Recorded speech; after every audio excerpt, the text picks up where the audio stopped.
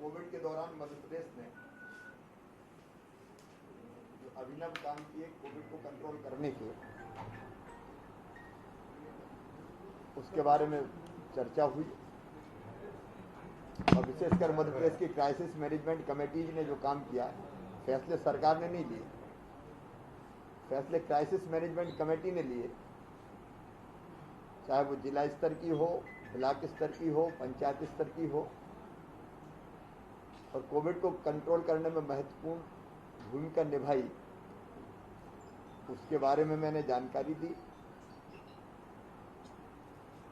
और आज मध्य प्रदेश की स्थिति है कि कल केवल 160 पॉजिटिव केस आए हैं। पॉजिटिविटी केवल 0.2% है मध्य प्रदेश में। कोविड पूरी तरह से नियंत्रण में है, लेकिन आगे थर्ड वेव को हम कंट्रोल कर पाएं,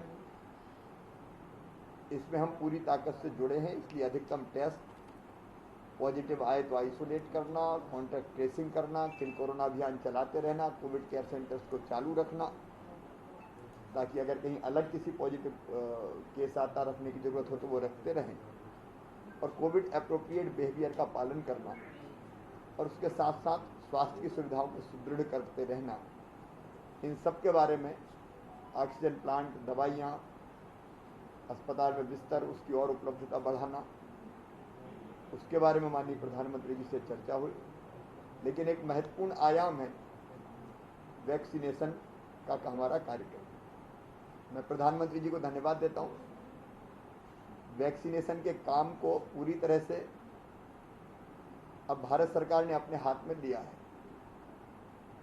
राज्यों में जब 18 से लेके 44 साल तक की उम्र के नौजवानों को टीकाकरण का काम दिया था, वस्तुतः वो राज्यों की मांग के आधार पर ही दिया था। अलग अलग राज्यों ने सवाल उस समय उठाए थे कि संघीय ढांचा है, हम क्यों न लगाएं। तो केंद्र सरकार ने कहा राज्य लगाना चाहते तो राज्य लगाएं। लेकिन बाद में राज्य ढंग से ना तो वैक्सीन की उपलब्धता को सुनिश्चित कर पाए, कोई ग्लोबल टेंडर कर रहा था, कोई किसी कंपनी से बात कर रहा था, और पूरा अभियान बिखर सा गया था। प्रधानमंत्री जी ने अपने हाथों में लिया वैक्सीनेशन का अभियान। 21 जून से उस अभियान को हम लॉन्च करेंगे मध्य प्रदेश में भी, और निःशुल्क वैक्सीन पूरे देश को केंद्र सरकार, प्रधानमंत्री जी लगवाएंगे। हमने वैक्सीनेशन के अभियान पर, क्योंकि वैक्सीन ही सुरक्षा है, और बीच में वैक्सीन के बारे में भ्रम फैलाए गए थे,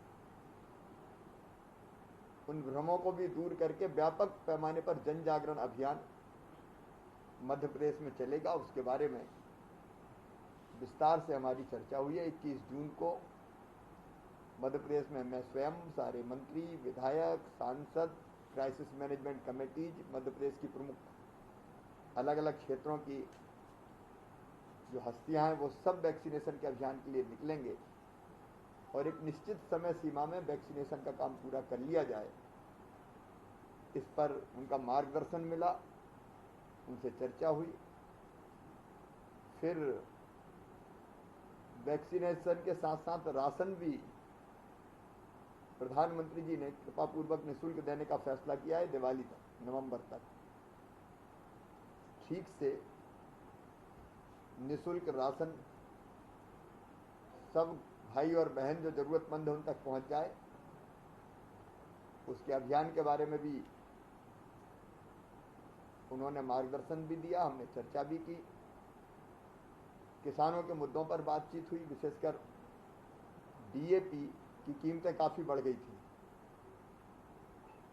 1200 से बढ़ के 1900 हो गई थी। सब्सिडी बढ़ा दी केंद्र सरकार ने, इसलिए किसान को 1200 में ही डीएपी की बोरी मिलेगी। उसके साथ साथ मूंग की खरीदी का अभियान मध्य प्रदेश में प्रारंभ हुआ है।